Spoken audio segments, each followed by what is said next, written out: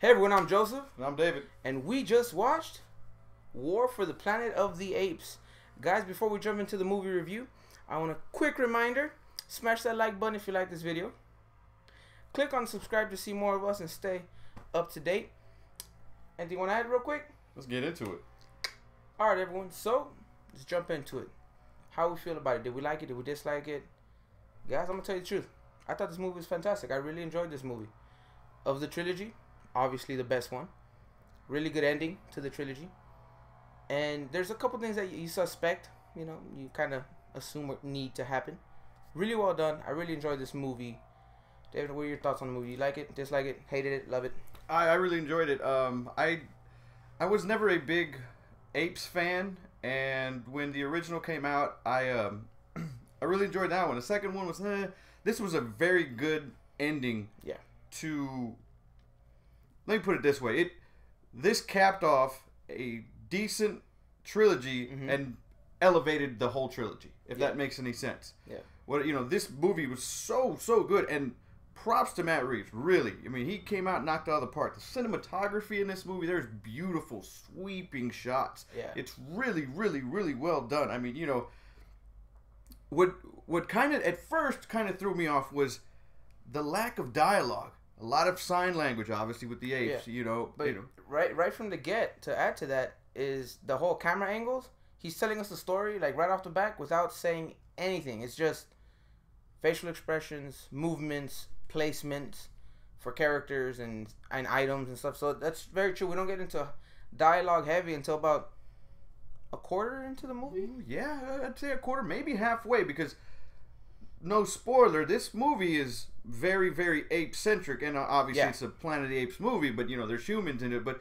this is a very rooted in the apes culture and Caesar and how they're trying to move and and all this stuff. I mean, granted, your opening scene, you do see humans and stuff like that, but for the most part it's a pretty ape-heavy movie until we meet our antagonist and we go from there. Speaking of, Woody Harrelson is the villain. Bro, knocked it out the park. One of my preferred actors. I think he's hilarious. And on top of that, he was very serious in this movie. But just the way he kind of was serious was still kind of like, ha, you're a dick. Him with the bald head. When I saw him, I just thought of Mickey Knox. From Natural Born Killers. And he was wearing glasses at night. Yeah, the whole entire time. It was funny. He kept doing this. And put him right back on. I was like, all right. And like you said, it was at night, indoors. Cool guy at the club. There's always that guy. It's funny because he did that a lot. He was just like, whoa, okay, I hope you see better with him, buddy. But no, he did a really good job. He served his purpose, and you see that he's crazy. I mean, he's really crazy. Yeah, he's crazy. And I like the fact when he's shaving, it's freezing out, and he's like he's like shorts or pants on or whatever. He just, I think Matt Reeves really captured the essence of the one ape, Caesar, who can talk, and we find out there's other apes that can talk as well. But we capture the essence of Caesar, who's always struggling for his people, for his apes, whatever, and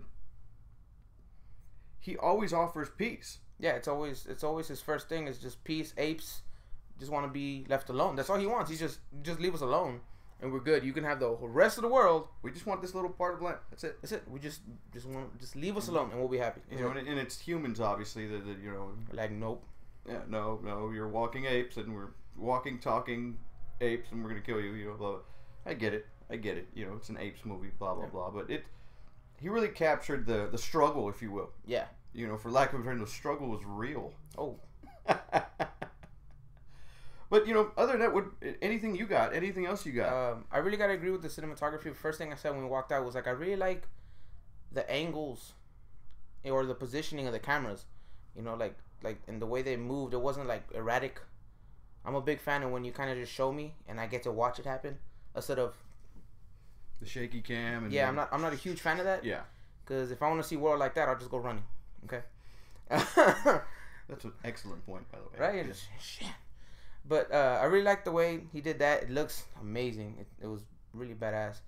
I like the way they include the girl, because I was like, who the hell is she? Why is she tagging along in this whole journey? And she actually serves a purpose. It worked. And it worked. Yeah, it was just a subtle, like, hey, you're gonna need this for later kind of thing. You know, and it worked very well. Stick a pin in that. We'll get it. We'll get back to it later. Definitely. And I really enjoyed this movie, guys. I mean, there was a couple moments when I was like, oh shit, that was cool. I was like, damn, I didn't expect that. I really enjoyed this movie. I don't know. I like Maurice, even though it's the second one where he talks and he has like a super deep voice. And this one, it was kind of just mellow. And I was expecting, and I got, hey. I was like, oh. This guy, there's a scene where it was one of those, oh, I can't believe that happened moment. And I'm sitting there like, oh, shit. And he's laughing next to me in the theater like, I'm like, yeah, this movie, because like I said, it's very quiet. Yeah. But when it hits you, it hits you. Yeah. You know, don't get me wrong. I mean, it's not a perfect movie. I think there's some parts that dragged a little too long. Mm-hmm. I mean, I got caught up in looking at my phone, and that's usually that's losing you a bit. Yeah, you know, when I start reading Bleacher Report, we have a problem at the movies. You know, and that's exactly what happened. But other than that, you know, we've said this 100 times. Not a perfect film. Yeah. I don't believe there ever will be a perfect film. Yeah. This is an excellent summer movie. It's an excellent attempt. Yeah. I mean, it is a summer blockbuster, but doing it real quietly. It's a good watch. It really is. And I gotta throw this in there. There's one of the new apes that we get is Bad Ape, who is hilarious. Hey, you'll recognize. You'll know exactly who we're talking about when you see him. All right, that's all I gotta say. All in all, guys, I really enjoyed this movie. Definitely best of the trilogy. It's really well done. Serkis, is that how you say it? Andy Serkis kills it as always. The mocap king. You know what I'm saying? So great job to him. Great job to Reeves. And next big project for him is, I know where you're going, the Batman. But we won't get into that today. Guys, I really enjoyed it. I really enjoyed it. I think it's definitely worth a watch. It's definitely better than the last few movies we've seen. Yeah, it's better than the second one, and it's a little bit better than the first. I think the first one still is a solid movie. Yeah. The second one really took a dip, you know, and the second one for me kind of didn't want to see this movie because of the second one. I'm glad I did. Fucking drag his ass there. All right, guys, we enjoyed it. All right, guys, so we want to hear your thoughts, likes, dislikes. What do you think of this movie? What you think of the trilogy as a whole? And comparing it to, you know, the original classics. And even if you want to throw in the one with Mark Wahlberg, throw that in there. You kind of have to. Let us know what you think. Anything you want to add to it? I'm good. We're good, guys. Don't forget to follow us to keep in touch on Instagram, Twitter, Facebook. All 3 links in the description box down below. And as always, we'll see you at the movies.